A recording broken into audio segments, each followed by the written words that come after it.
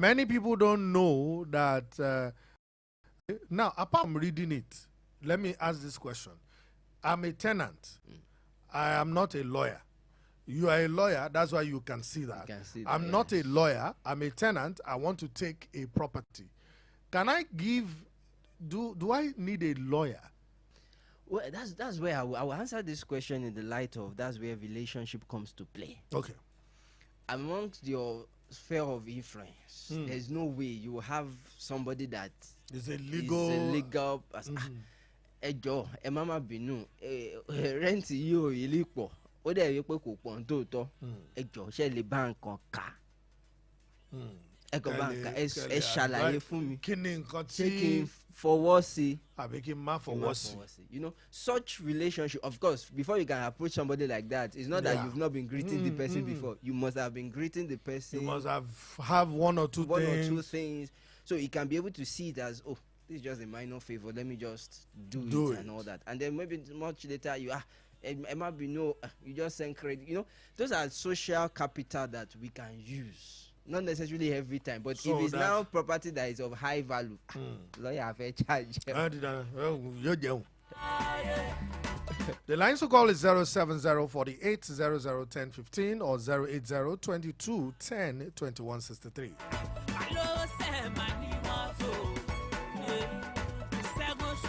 Okay, at a so finto de landlord. Now, Ajakawa wo ofinto de tenant.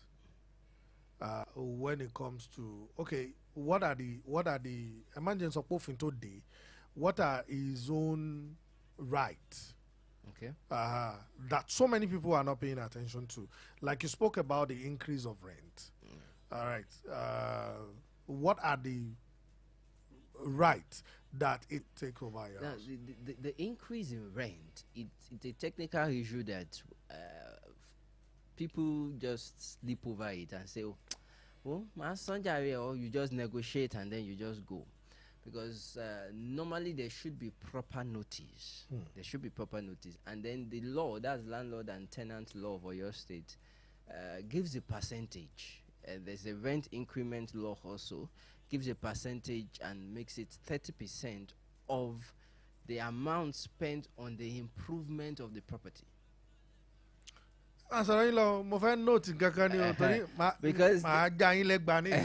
Because most times there is increment, but there is no commensurate improvement of that property. That is very good. In Ibadan. In Ibadan. Yes. In Ibadan. 99% of landlords do not improve. 98% of landlords in Ibadan increase rent, and the answer they give is show me cement it in one. That's why I said most people don't want to push in on that law, because the law is clear. So for you to increase my rent, you must have done something as an improvement on the house. On the house. So I am now paying based on the improvement you've done. That has been done. That has been done. However, there is now also the case law.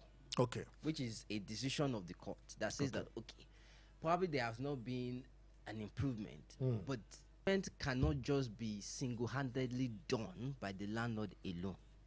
That's why most times a notice for increment comes, and then if you notice, most people will negotiate that price and then be able to now adjust. There must be the consent of both parties, because it's more like you are changing the contract. Tenancy is a contract. So if you are increasing the rent, I must also agree to it. In fact, it happened to me, and I was ready to cite all the law. I just said, well, let me just go and take somewhere else and just leave. So that means that when it comes to increasing rent, you can't just say whether the tenants like it or not. You cannot. That's where a property manager is social capital or social ability now comes to play.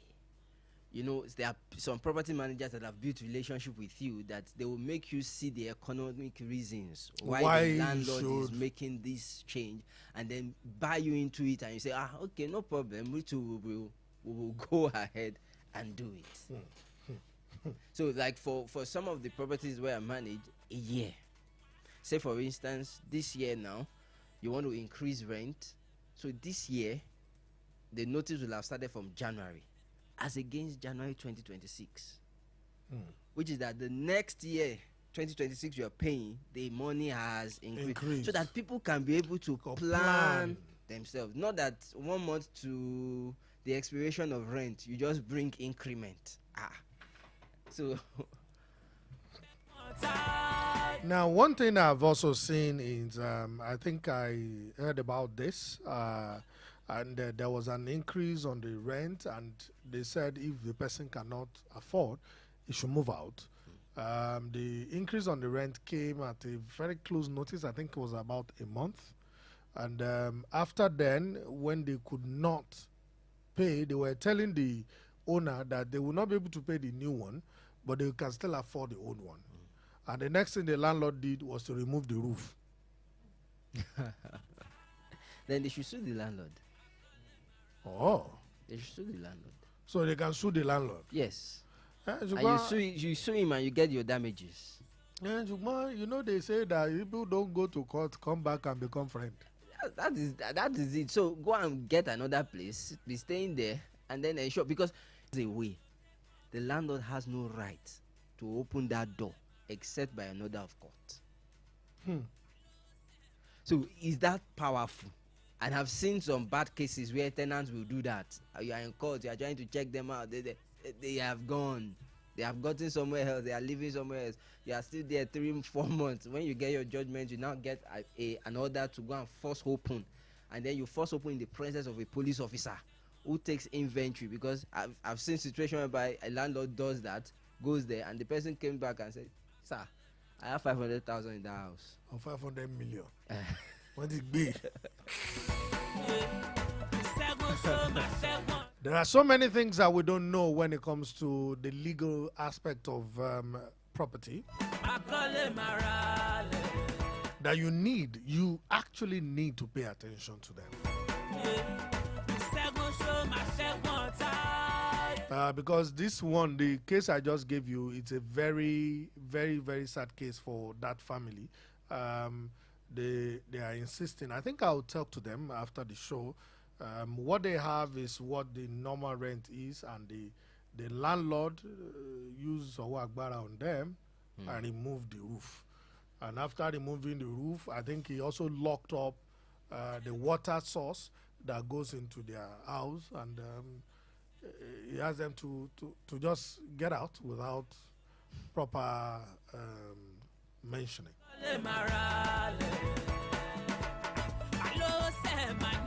Okay, what can a landlord do if you put a tenant in a house and the tenant decides to, okay, it's in twofold. The tenant decides to go away with some of the fittings in the house. Maybe like this solar, this thing now, you removed it and went away with it, or the what do you call it? The plugs. Well, those properties belong to the landlord, and what the landlord can do is to, if he still knows how to trace the person, raise up file a complaint with the police for theft. Okay. For theft, that's stealing. Okay. Because it remains the property of the landlord. Now, where the issue can now be is if it's the tenant that fixed those things.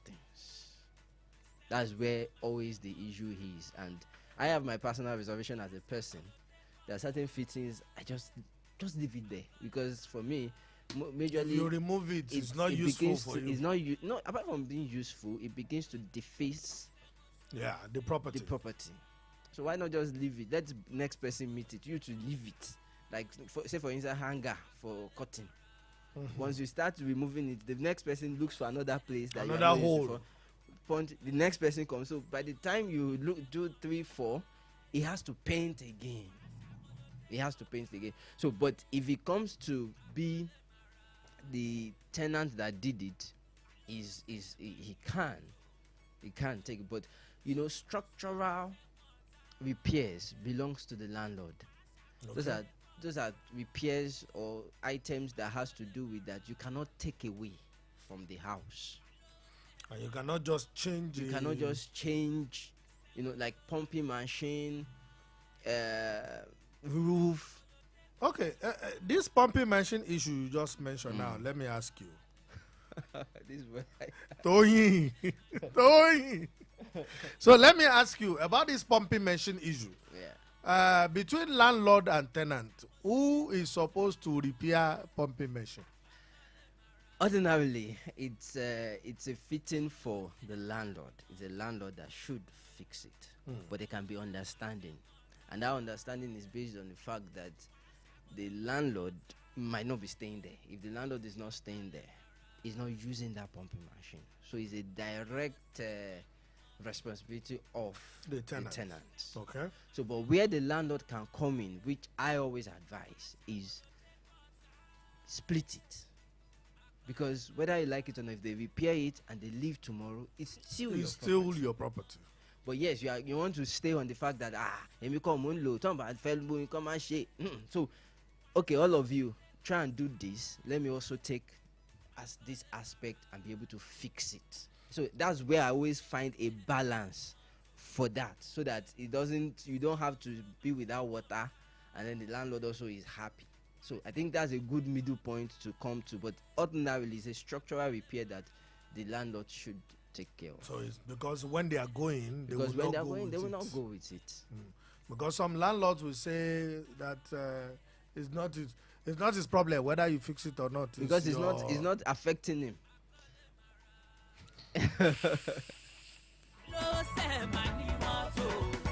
All right. The other question I wanted to ask before that issue of this pumping machine came into play is that there's this experience, or there's this issue, is the real life thing. A tenant used to be in a particular place, and he used to hold the landlord a lot. So along the line,